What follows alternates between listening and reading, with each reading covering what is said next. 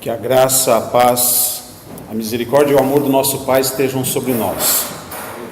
Em nome de Jesus, que assim seja. Abra a Bíblia no livro de Daniel, capítulo 11. Nós temos estudado um capítulo a cada domingo, e já estamos no final do livro, e o capítulo 11 de Daniel é com certeza o capítulo mais difícil para a gente entender. Mas pela graça de Deus e pela orientação do Espírito Santo nós podemos entender essa profecia. Antes de lermos algumas partes do capítulo, vamos orar. Coloque a sua mão sobre a Bíblia. Nosso Pai Celestial, nosso Deus, nosso Criador, em nome de Jesus, estamos reunidos na Tua casa de oração, reconhecendo que somente o Senhor é Deus, reconhecendo que somente Jesus é o nosso Salvador, é o nosso Senhor, é o nosso sumo sacerdote no santuário celestial. E entregamos nesse momento a nossa vida nas Tuas mãos, Pai eterno, para que, por meio da Tua graça, por meio do Teu amor, pela justiça que há em Jesus, o Teu Filho, o Senhor nos receba, nos aceite e nos abençoe nesta noite.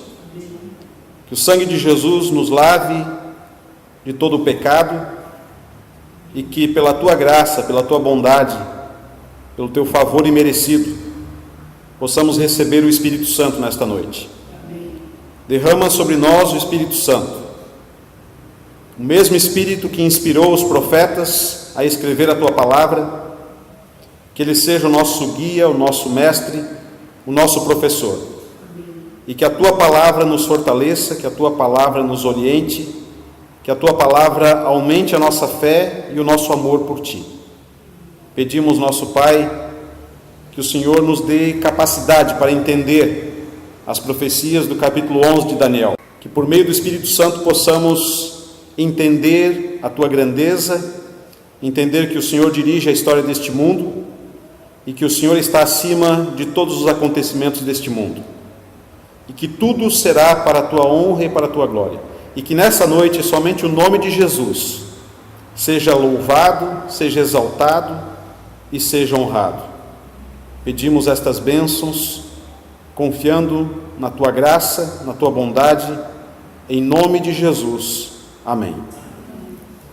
Capítulo 11 de Daniel, como nós dissemos, é um dos capítulos mais difíceis da Bíblia. Mas, dando uma visão geral do capítulo 11 de Daniel, nós percebemos que é um capítulo que tem uma narração profética. Daniel, ele vê em visão um ser celestial, tem uma aparição de Jesus glorificado diante de Daniel, e ele ouve a narração dos demais acontecimentos por meio do anjo Gabriel. O anjo Gabriel é o narrador deste capítulo. E é interessante que o capítulo 11 de Daniel, ele tem um sentido literal, mas também tem um sentido espiritual. Alguns acontecimentos aqui são acontecimentos históricos que nós já estudamos no livro de Daniel, desde o capítulo 2, sobre os grandes impérios mundiais. E esse capítulo ele aborda também um pouco do Império Medo-Persa, do Império Grego, e depois de Roma pagã, de Roma papal, a atuação do chifre pequeno, desse poder político e religioso representado na profecia pelo Vaticano, pela Igreja Católica Apostólica Romana, e também a atuação do próprio Satanás nos últimos acontecimentos da história deste mundo, inclusive a sua personificação pouco antes da volta de Jesus a este mundo, e também a atuação de dois poderes do engano, o Egito e Babilônia. O Egito representando o ateísmo antes da volta de Jesus, como o próprio Jesus disse: quando o Filho do Homem vier, porventura encontrará fé na terra? O ateísmo hoje é o grande Deus desta sociedade tecnocrata, desta sociedade materialista, desta sociedade, desta cultura hedonista e centrada no ser humano, não em Deus. E também do outro lado, Babilônia, representando os movimentos de engano, os movimentos religiosos, de falsas doutrinas, de falsas adorações, ou de falsa adoração a Deus, de falso culto a Deus. Então nós temos que ir passo a passo para entender este capítulo, que é muito importante dentro do contexto profético de Daniel. Então Daniel 11, ele tem um título: De onde virá meu socorro? Porque o grande centro da profecia de Daniel 11 é Jesus, é o Messias, é Jesus no santuário celestial intercedendo pelo seu povo. No âmbito espiritual e profético, existem muitas pessoas, milhares de pessoas, que estão absolutamente perdidas, ou seja, que não sabem qual caminho espiritual seguir e também não conhecem as profecias e não entendem as profecias. Uma pessoa que não sabe o caminho a seguir e que não entende as profecias bíblicas é uma pessoa perdida. Deus quer que nós tenhamos o conhecimento sobre essas profecias. No capítulo 12 nós vamos estudar que o saber se multiplicará, disse Daniel. E esse saber que se multiplicaria não é somente o saber científico. Esse texto é aplicado muitas vezes à ciência, mas no contexto de Daniel é o saber, é o conhecimento sobre o próprio livro de Daniel, que depois da supremacia papal, que foi de 538 a 1798, os 1260 dias proféticos ou anos proféticos da Ponta Pequena, depois dessa supremacia papal, haveria um resgate do estudo dessas profecias, como de fato houve, por volta de 1800, 1830, 1844, onde o conhecimento sobre as profecias de Daniel começou a se ampliar, e Daniel começou a ser estudado, e as profecias começaram a ser entendidas, justamente no período que é chamado de tempo do fim, no final dos 2300 anos proféticos, como nós já estudamos, de Daniel 8,14, que começam 22 de outubro de 1844. Então, a partir desse tempo, a partir desta data, nós vivemos no tempo chamado tempo do fim. Lembre-se que Daniel 10 a 12, o capítulo 10, o capítulo 11 e o capítulo 12, é uma mesma visão. Então, nós não podemos separar o capítulo 11 do capítulo 10 e do capítulo 12. Gabriel está relatando os acontecimentos ali para Daniel. Se trata da mesma visão. Em hebraico é uma maré. Maré, em hebraico, é a visão de um ser ou aparição. Quem é que está aparecendo ali no capítulo 10, no capítulo 11 e no capítulo 12? Jesus, pré-encarnado, na sua glória. Na sua glória, como é descrito ali em Daniel, como é descrito lá no livro de Ezequiel e como é descrito no livro do Apocalipse. A visão está associada ao ser celestial, que ali em Daniel é chamado de Miguel, que é um título dado para Jesus no Antigo Testamento, ou seja, o Messias, antes de sua encarnação, e ao anjo Gabriel, que é o intérprete desta visão. Todo o capítulo 11 é narrado pelo anjo Gabriel, que está na presença de Miguel, que é Jesus. E Daniel, portanto, não está vendo os reis do norte e do sul, que são mencionados aqui. Apenas os ouve. O que os teólogos se referem a este capítulo como uma audiência, ao invés de uma visão. A única coisa que Daniel vê é o ser glorificado, vestido de linho, que nos remete ao sacerdócio, ao sumo sacerdócio, a função sacerdotal de Cristo no santuário celestial. Todo o capítulo 11 é narrado pelo anjo Gabriel, que está na presença de Jesus. Então, nós podemos dizer que Daniel 11 se trata de uma narração, de uma audiência, ao invés de uma visão em si. Não se trata de uma visão simbólica, nós poderíamos dizer assim que não é uma visão simbólica, porque a palavra visão que aparece aqui é maré, que significa visão de um ser ou de uma aparição. Porque se fosse simbólica, teria que aparecer a palavra Shazon. Mas nós temos que entender Daniel 11 dentro de um contexto espiritual. Começa falando do Império Medo-Persa, do Império Grego, acrescentando detalhes proféticos que não aparecem lá em Daniel 2 e Daniel 7, que é uma repetição da história do mundo. E fala também do Império Romano nas suas duas fases, Roma pagã e Roma papal, acrescentando detalhes da atuação do chifre pequeno.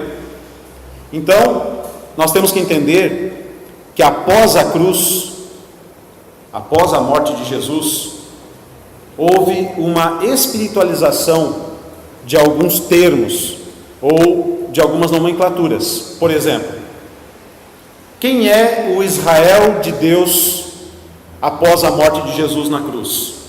Quem passa a ser o Israel de Deus? A igreja. Veja que Israel, quando Paulo fala de Israel espiritual, do povo de Deus, ele não está falando especificamente e exclusivamente dos judeus. Por quê? Porque nós já vimos ao estudar a profecia dos 2300 anos, que com o apedrejamento de Estevão, acabou o tempo profético lá dos 490 anos, de graça exclusivo para o povo judeu. E o evangelho passou a ser levado aos gentios. Então todo aquele que confessa Jesus como Senhor e Salvador, faz parte do Israel espiritual, do povo de Deus. E aqui no capítulo 11, quando começa a descrever a atuação do poder político e religioso da Ponta Pequena, ou do poder político e religioso papal, de Roma papal, na perseguição contra o povo de Deus, está falando justamente numa linguagem simbólica, numa linguagem espiritual. Cristo fez uma nova aliança com um povo novo, o Israel espiritual, que somos nós. Devemos entender as expressões norte e sul, e reis e tempos, aqui em Daniel 11, especialmente na forma espiritual ou simbólica. Porque assim como Jesus fez uma nova aliança com Israel espiritual, esse rei do norte e esse rei do sul, ou o Egito e Babilônia, que são mencionados aqui no capítulo 11, são símbolos. Símbolos do quê? O Egito é um símbolo do ateísmo, que dominaria o mundo antes da volta de Jesus. Qualquer faculdade que você for hoje, qual é o princípio que é ensinado lá em relação à nossa existência? O evolucionismo. O evolucionismo ateísta. Então o Egito aqui no capítulo 11 simboliza o ateísmo. E Babilônia aqui no capítulo 11 simboliza a confusão religiosa que dominaria o mundo antes da volta de Jesus. Ou os falsos ensinos, as falsas doutrinas, um falso culto, uma falsa adoração a Deus. E é o que nós estamos presenciando hoje. Jesus disse: muitos naquele dia me dirão: Senhor, Senhor, em teu nome não fizemos muitos milagres, não expulsamos demônios, não fizemos isso, não falamos novas línguas? E eu lhes direi abertamente, disse Jesus: apartai-vos de mim, malditos, não vos conheço. Então, confessar a Jesus não é suficiente. E nós vemos hoje um cristianismo de confissão, não de obediência, não de submissão à vontade de Deus. Nós vemos hoje uma teologia da prosperidade, o céu na terra, e não uma teologia de sacrifício pelo reino de Deus. No capítulo 11 do livro de Daniel, a uma progressão histórica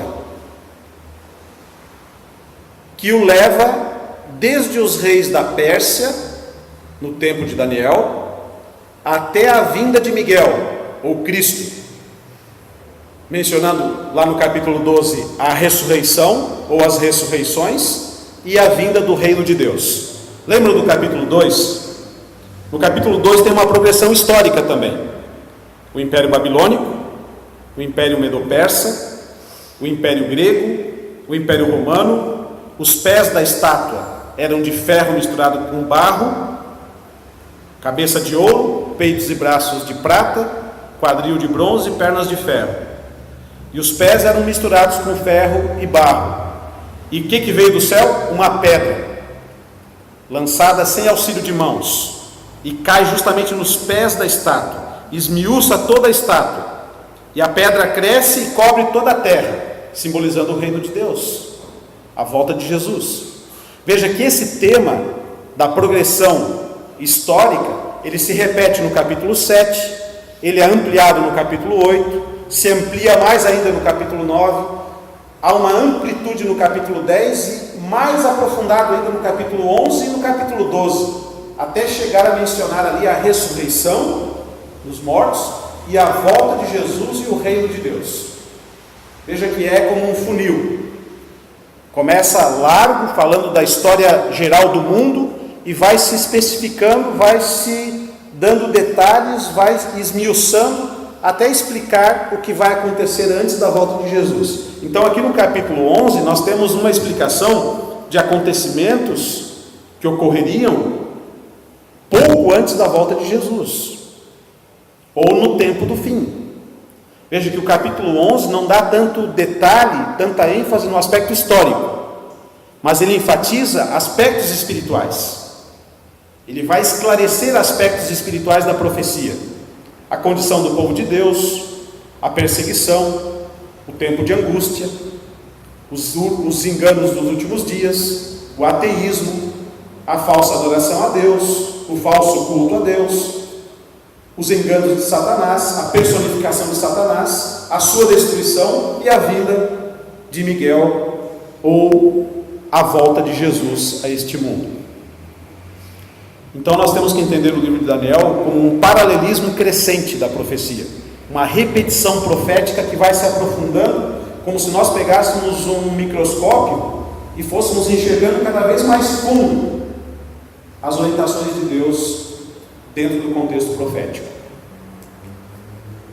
Nesses grandes conflitos históricos, como nós estudamos no livro de Daniel, o Império Babilônico lutando contra o Império Medo-Persa, depois o Império Grego lutando contra o Império Medo-Persa, depois o Império Romano dominando o mundo, lutando contra o Império Grego, e depois o Império Romano se desfazendo e se tornando um império dividido, 10 nações que surgiram lá na Europa, e depois a Ponta Pequena se destacando, esse poder político e religioso, por meio de atuação militar, por meio de apoio militar, se impondo na Europa, no período da Idade Média, de 538 a 1798, período da supremacia papal.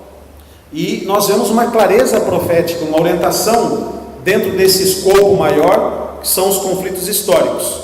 Então, nesses grandes conflitos históricos, Daniel só vê o quê?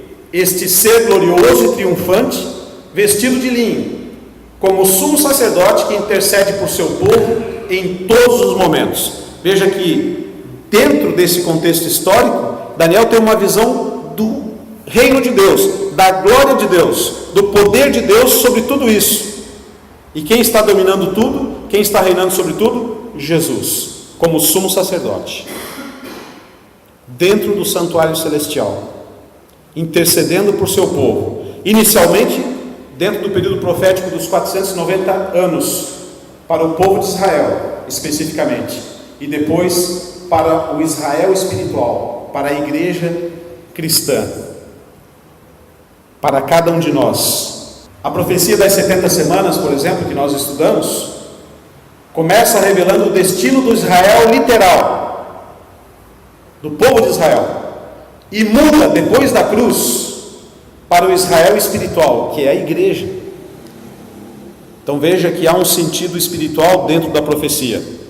Estudar as profecias sem levar em conta o sumo sacerdote celestial que apareceu nos capítulos, lá dentro do capítulo 8, do capítulo 9, capítulo 10, o capítulo 11, aparece Jesus como nosso sumo sacerdote. Estudar essas profecias sem levar em consideração a presença do sumo sacerdote Jesus é tornar a profecia apenas acontecimentos históricos. Então há um objetivo maior, e o objetivo maior está relacionado com a vontade de Deus, não com a nossa. O objetivo maior está relacionado com os planos de Deus, não com os nossos. O objetivo maior está relacionado com a vontade de Deus, não com a vontade humana. Então Jesus, ele aparece no capítulo 10, 11 e 12. É interessante que ele aparece como um ser glorioso, como um sumo sacerdote. Veja que o capítulo 10, 11 e 12, que são capítulos que não podem ser separados uns dos outros, ali de maneira mais específica no capítulo 11, já nos primeiros versos é mencionado o Império Medo-Persa. Depois fala da vinda de Miguel, lá no capítulo 12. Fala também da presença desse ser glorioso, desse sumo sacerdote, que é Jesus. No capítulo 12 vai falar também da ressurreição dos mortos e do reino de Deus. Mas quem está intercedendo pelo povo? Inicialmente pelo povo de Israel e depois pela igreja cristã. Quem é o grande intercessor? Miguel, Jesus, o sumo sacerdote, no santuário celestial. E há um paralelo que nós temos que fazer entre Daniel 11, ou Daniel 10, 11 e 12, e Apocalipse 1, 2 e 3. É interessante esse paralelo, porque lá em Apocalipse 1, 2 e 3 é mencionado o que? As 7 igrejas, que são 7 períodos do cristianismo, e que nós estamos, a partir do dia 22 de outubro de 1844, no último período, que é o período de Laodiceia, que é o povo do juízo. E esse último período do cristianismo é mencionado ali no Apocalipse, que esse cristianismo seria um cristianismo morno, não seria nem um ateísmo frio, e também não seria um cristianismo quente, ou dedicado a Deus 100%, mas seria morno. Os cristãos seriam indiferentes a verdades espirituais importantes no tempo do fim. Mas ali em Apocalipse 1, 2 e 3 é mencionado as 7 igrejas, falando do aspecto histórico da igreja, da parte histórica da igreja. É mencionado ali também a vinda do Filho do Homem, Apocalipse 1, 7. Eis que vem com as nuvens e todo olho o verá. É mencionado ali também a ressurreição, Apocalipse 1, 18. E é mencionado também a vinda do reino de Cristo e a presença de Cristo entre os castiçais, entre os 7 castiçais, que são as 7 igrejas. Jesus, ele anda no meio dos castiçais, e ele é visto por João como um ser glorioso, vestido de linho, como sumo sacerdote. Veja que o mesmo sacerdócio de Jesus lá em Daniel aparece aqui em Apocalipse. Jesus no seu santuário, intercedendo, sempre intercedendo pelo seu povo. Embora Daniel 11 seja narrado, é o profeta que contempla Cristo em glória,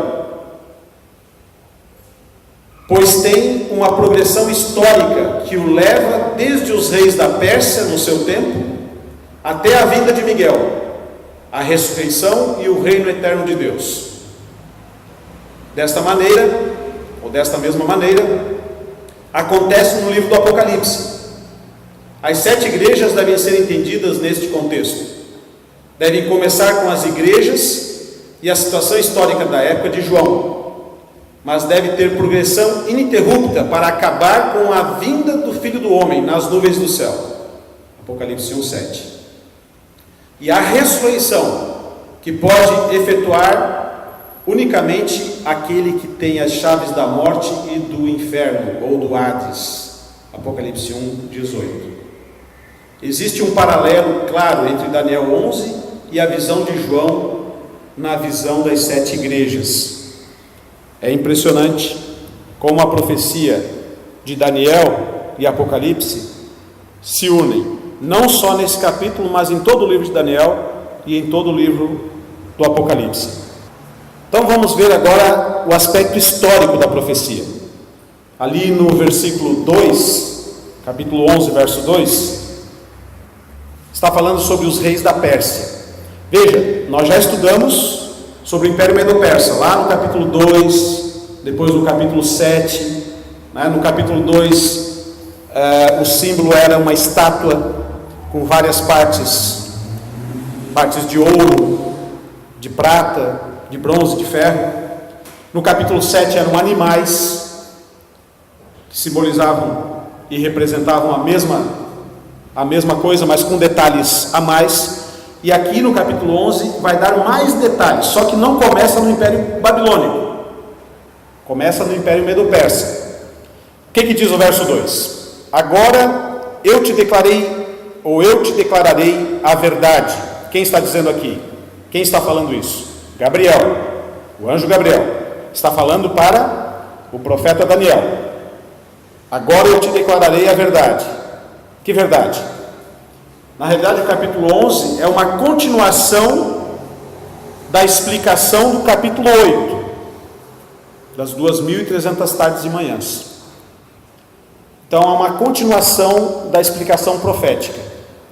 E disse o anjo: eis que ainda 3 reis se levantarão da Pérsia, ou se levantarão na Pérsia, e o 4º será cumulado de grandes riquezas, mais do que todos, e tornado forte por suas riquezas, empregará tudo contra o reino da Grécia. Veja, aparece aqui então no capítulo 2, o Império Medo-Persa e o Império Grego. Apenas um versículo então é usado neste longo capítulo para descrever o reino da Pérsia e para se referir ao reino da Grécia. Os demais versos do capítulo 11 são usados para descrever aspectos espirituais que aconteceriam antes da vinda de Miguel, ou antes da volta de Jesus, ou antes da vinda do reino de Deus, como é mencionado lá no capítulo 2, simbolizado pela pedra que veio do céu. Daniel 11:2 é usado neste longo capítulo para discutir a Pérsia, o que mostra uma redução de informações históricas e um aumento de informações sobre o tempo do fim.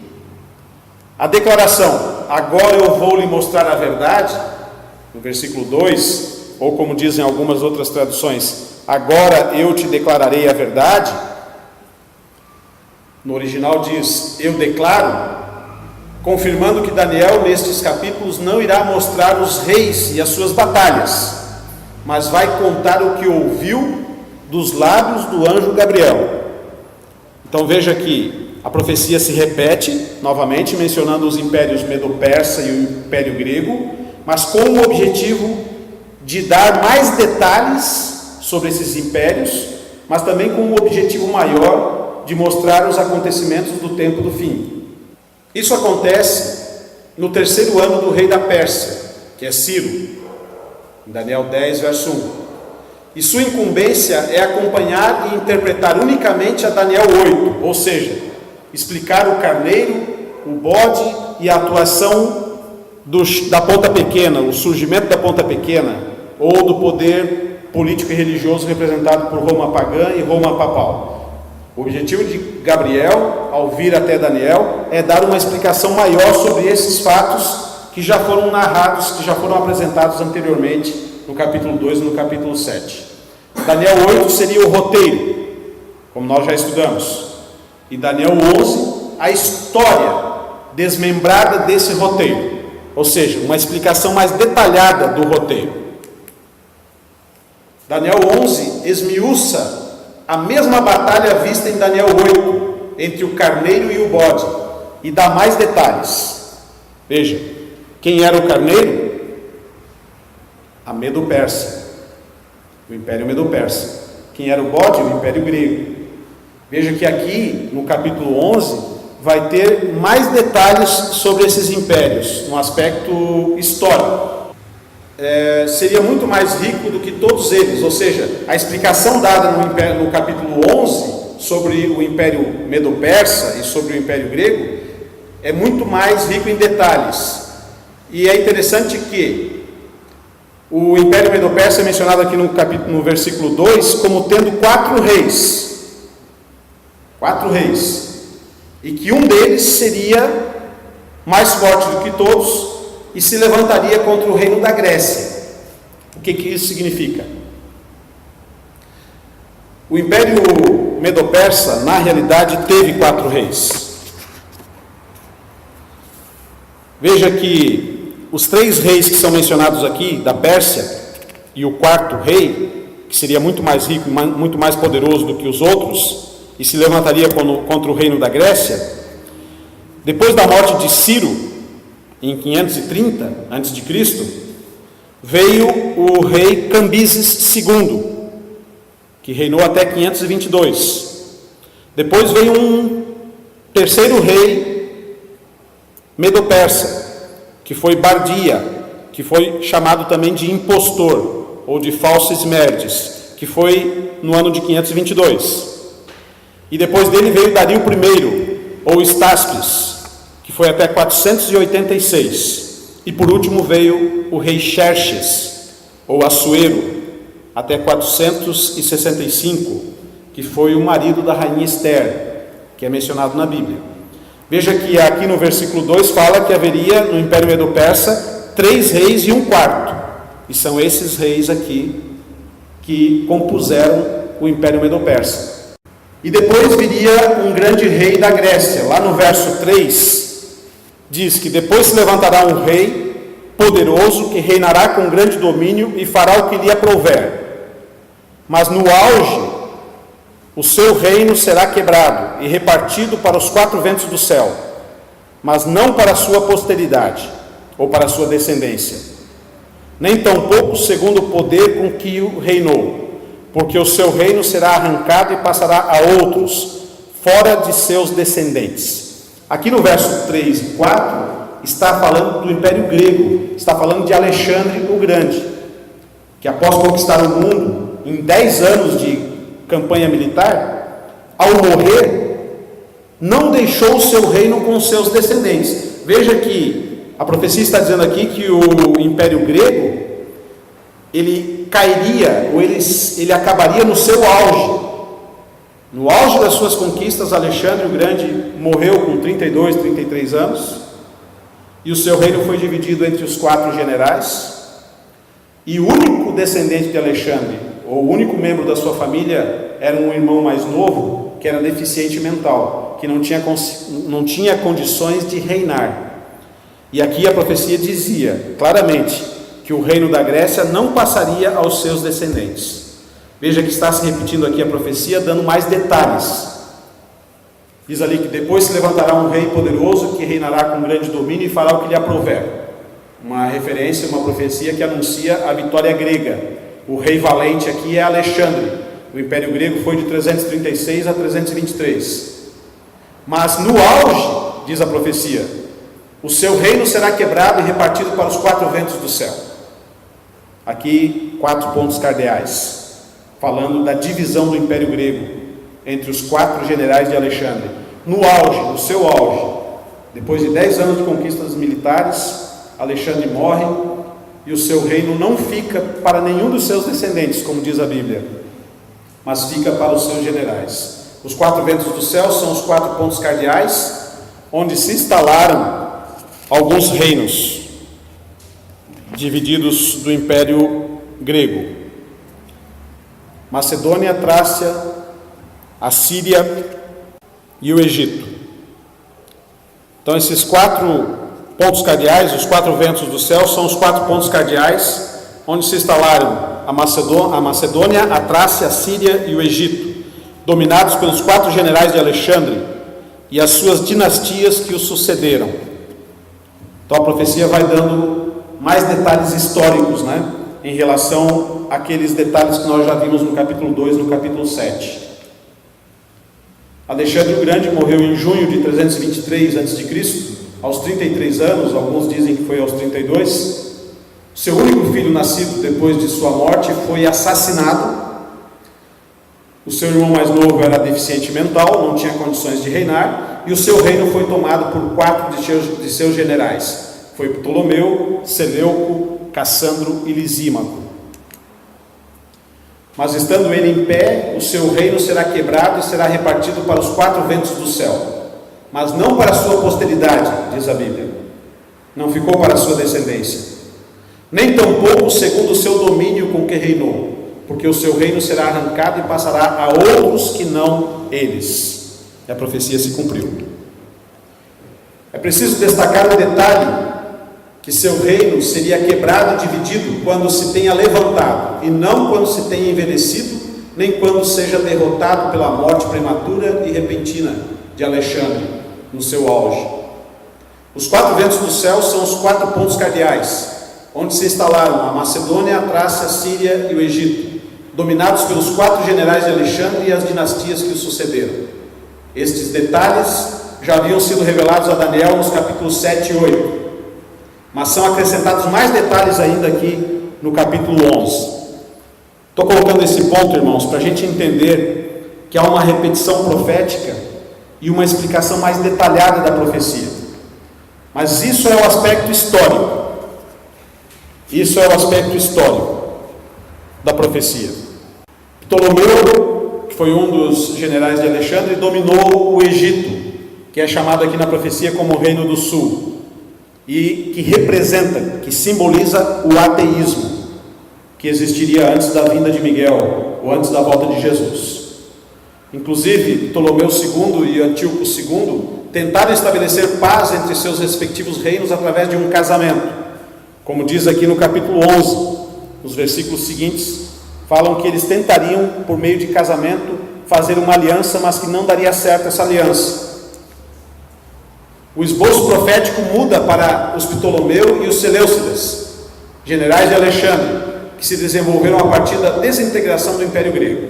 Então aqui o Reino do Sul e o Reino do Norte, representando os generais de Alexandre, os Ptolomeus e os Seleucidas, que lutavam entre si e que no sentido espiritual simbolizam o ateísmo e simbolizam também a falsa religião ou a falsa adoração, mencionando aqui também Babilônia, o Egito e Babilônia. A Babilônia, representada pelo Reino do Norte, simboliza a falsa religião ou a falsa adoração. E finalmente nós chegamos então no reinado de Roma, porque lembrem, lá no capítulo 2 de Daniel e no capítulo 7 fala dos 4 impérios mundiais: Babilônia, Medopérsia, Grécia e Roma. E aqui no capítulo 11, no versículo 21, 22, 28, 31, 33 e 36, fala sobre o Império Romano e a atuação desse império, mas não apenas no sentido militar. Fala da atuação do Império Romano na sua fase pagã, mas também na sua fase papal. O declínio e a queda do Império Medo-Persa e a ascensão e a queda do Império Grego são retratados ali no capítulo 11 de Daniel. E seguidamente o livro foca a sua atenção sobre Roma pagã e Roma papal, como nós falamos, com a queda do Império Grego. Diz lá no verso 20: seu sucessor do Império Grego, enviará um cobrador de impostos para manter o esplendor real. Contudo, em poucos anos ele será destruído, sem necessidade de ira nem de combate. Esse cobrador de impostos, nós temos que fazer uma pergunta: qual foi a nação que surgiu depois do Império Medo-Persa e do Império Grego, cujo rei era cobrador de impostos? Foi o Império Romano. César Augusto. César Augusto foi o imperador que foi o grande cobrador de impostos do Império Romano. Quem o sucedeu no cargo foi Tibério César. E a profecia está falando aqui acerca de um poder político que se oporia ao governo de Deus, às coisas de Deus. E o Império Romano representava esse império, esse poder. O Império Romano representava esse poder político e religioso, na sua fase pagã e depois, mais tarde, na sua fase papal. Qual foi a nação então e o reino que surgiu depois da Medo-Pérsia e da Grécia, cujo rei era cobrador de impostos? Roma. Então já falamos que foi César Augusto, o grande cobrador de impostos, e diz ali a profecia que ele seria sucedido por um ser desprezível a quem não tinha sido dada a honra da realeza. Este invadirá o reino quando o povo se sentir seguro e se apoderará do reino por meio de intrigas. Então, a queda do Império Romano coloca em cena o poder político e religioso de Roma papal. Interessante que aqui dentro desse contexto profético de Roma, depois do Império Romano pagão, que foi justamente nesse Império Romano que o príncipe foi tirado na metade da semana, como diz lá a profecia de Daniel, capítulo 8, 9 e 10, ou a profecia dos 2.300 anos, ou dos 490 anos proféticos. Interessante que tanto a morte de Cristo quanto a destruição de Jerusalém aconteceram debaixo do Império Romano. Mais uma prova de que a Bíblia estava descrevendo a história. No verso 31, do capítulo 11, diz assim: suas forças armadas se levantarão para profanar a fortaleza e o templo, acabarão com o sacrifício diário e colocarão no templo o sacrilégio terrível. Interessante que as tropas aqui mencionadas se referem às tropas do rei Clovis I, dos francos. Se refere às tropas do rei Clovis I, que reinou de 481 a 511, e também de Justiniano I, imperador do leste de Roma, até o ano 565. E esses exércitos de Clovis I e de Justiniano I apoiaram Roma papal. Eles apoiaram o papado militarmente e mataram aqueles que queriam servir a Deus e seguir o que estava na Bíblia. Então essas tropas profanaram o santuário, a fortaleza, tiraram o contínuo e colocaram a abominação da desolação. O santuário terrestre já não existia, então não podia ser o templo de Jerusalém. Nós estamos no século V depois de Cristo. E embora o santuário terrestre ainda estivesse vigente até a morte de Jesus, não tinha mais valor quando Jesus morreu na cruz. Jesus acabou com o sacrifício no santuário terrestre, porque ele era o sacrifício vivo, o Cordeiro de Deus. Então os serviços do santuário já tinham se encerrado.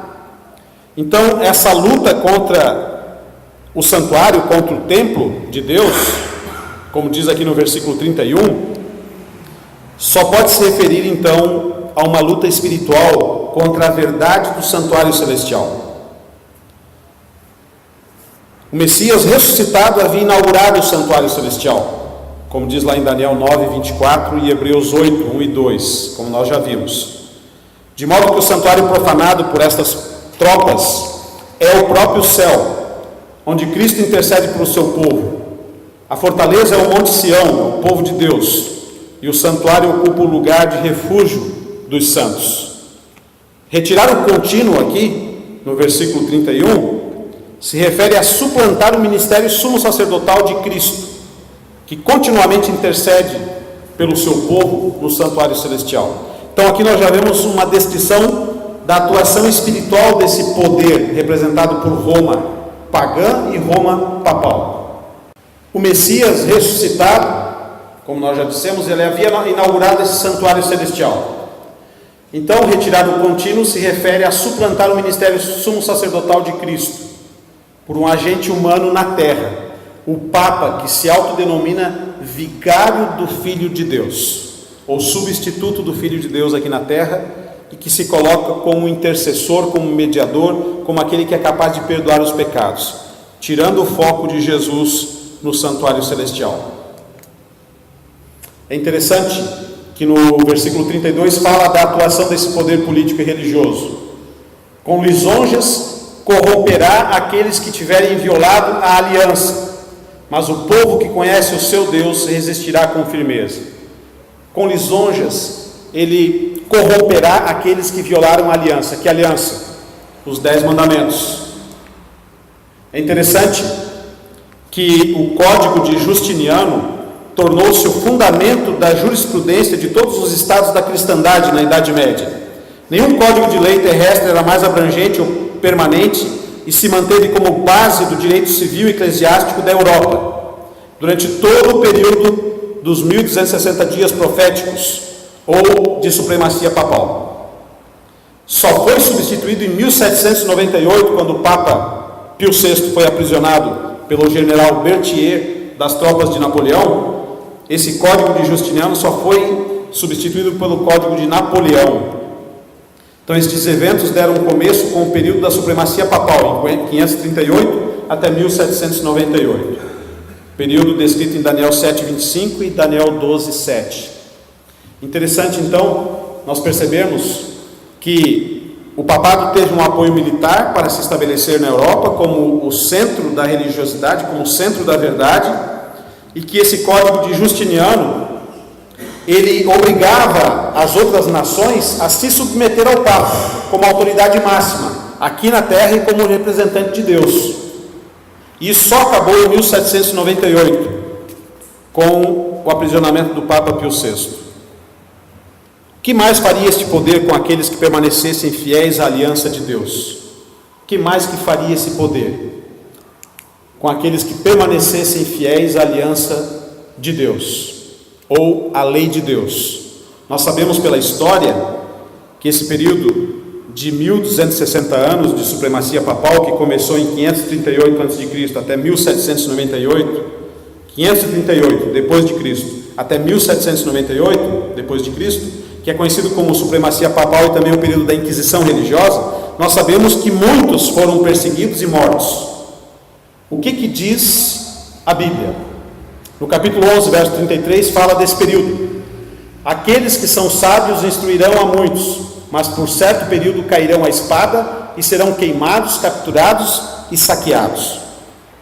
Aqui está falando de tantos cristãos que não se submetiam à autoridade papal e que eram queimados em praça pública, e que eram perseguidos, como os valdenses, os albingenses, e tantos outros cristãos que preferiram o exílio ou a morte a aceitar a apostasia de um evangelho centrado num homem e não em Jesus, no seu santuário. Dentre esses sábios existiam muitos monges, freiras, frades, padres católicos, que mesmo dentro da igreja romana se opuseram aos enganos e trabalharam pelo reino dos céus. Dentre eles Martinho Lutero, que foi o grande reformador.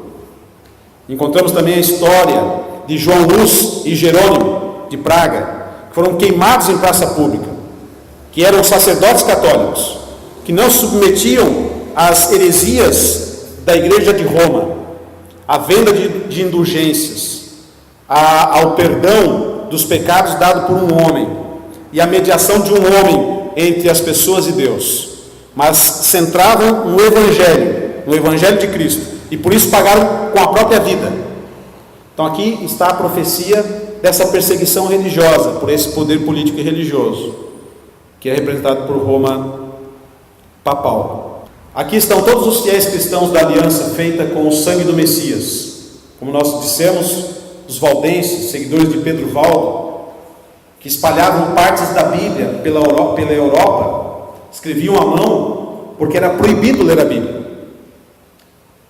Os albingenses, os huguenotes, que foram mortos covardemente na França, a mando do Papa, e outros grupos de cristãos que preferiram o exílio ou a morte a aceitar a apostasia do evangelho centrado no homem.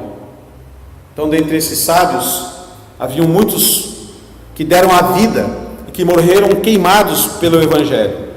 Veja que o capítulo 11 ele fala de acontecimentos que iam acontecer dentro da história do cristianismo e que de fato aconteceram e que vão se repetir antes da volta de Jesus. Aqui no versículo 44 do capítulo 11 fala do alto clamor, fala da fúria de Satanás nos últimos dias, mas pelos rumores do Oriente e do Norte será perturbado e sairá com grande furor. Quem está saindo aqui com grande furor? Satanás, para destruir e exterminar a muitos. No verso 15: armará suas tendas palacianas entre os mares, entre os povos, contra o glorioso Monte Santo, o povo de Deus. Mas chegará o seu fim, e não haverá quem o socorra. Haverá o dia do juízo final em que ele será destruído.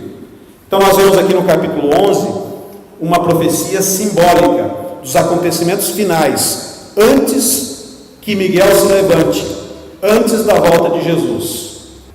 A profecia dizia, no verso que lemos anteriormente: por alguns dias cairão pela espada e pelo fogo, em cativeiro e despojo. Alguns dias aqui representados pelos 1260 dias proféticos, ou 3 tempos e meio, de Daniel 7:25, durante o período da Inquisição e as Cruzadas, que foi de 538 a 1798.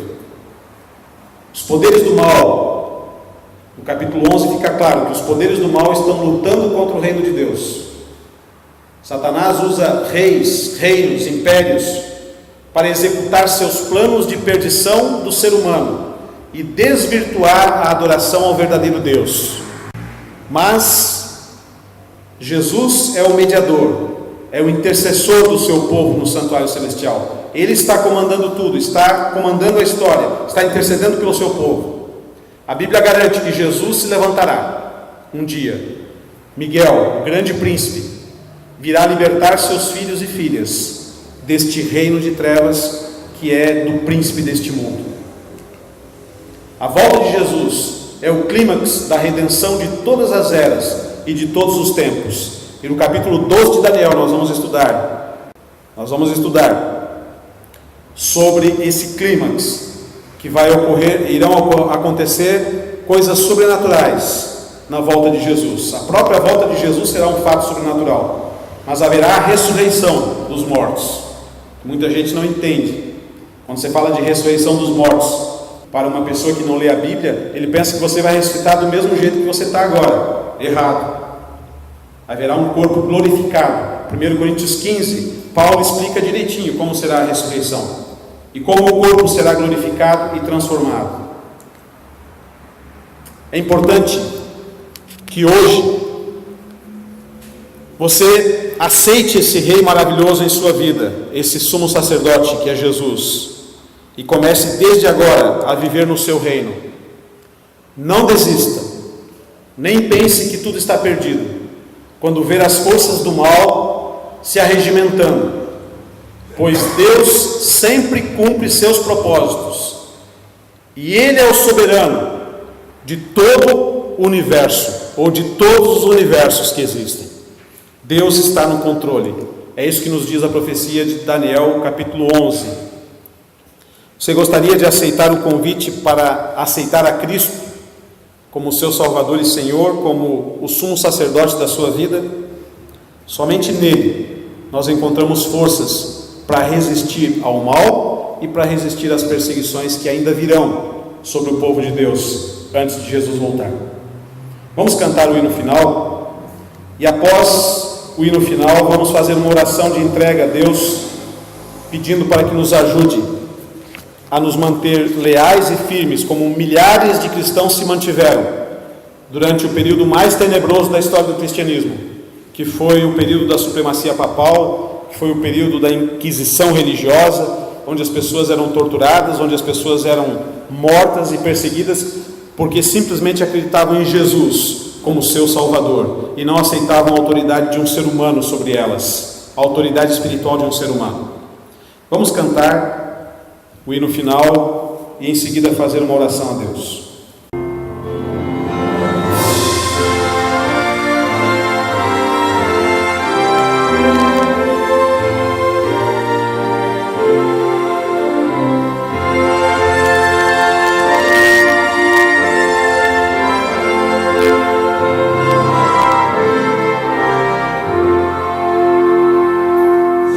Jesus sempre te amo,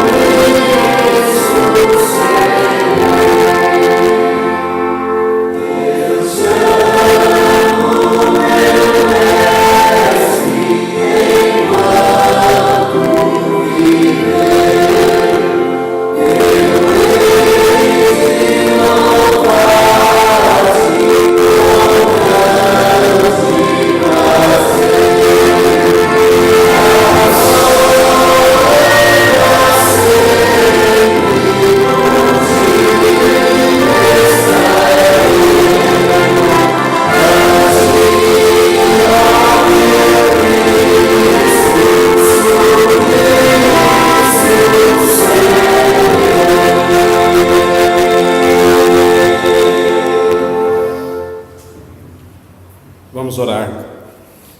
Nosso Pai, nosso Deus, nosso Criador, em nome de Jesus, queremos entregar a nossa vida a Ti nesse momento. Pedir que Jesus reine na nossa vida como nosso Salvador, como nosso Senhor, como nosso sumo sacerdote, e que possamos ser fiéis a Jesus e a Tua Palavra. Que acima de qualquer outra autoridade que exista nesse mundo, possamos sempre olhar para Cristo como nosso Salvador e Senhor, o autor e consumador da nossa fé, aquele que nos ama e pelo seu sangue nos libertou dos nossos pecados e não se envergonha de nos chamar de irmãos. Que possamos olhar sempre para Jesus e nos submeter a Cristo, submeter a nossa vontade a Jesus, segui-lo de todo o coração e amá-lo de todo o coração, por meio da Tua atuação em nós, por meio da atuação do Espírito Santo em nós, porque não há justiça em nós, não há mérito em nós, somos pecadores, mas aceitamos a Tua graça, aceitamos o Teu amor, aceitamos o Teu perdão, aceitamos a Tua salvação e entregamos a nossa vida a Ti, nosso Criador. Em nome do Senhor Jesus. Amém.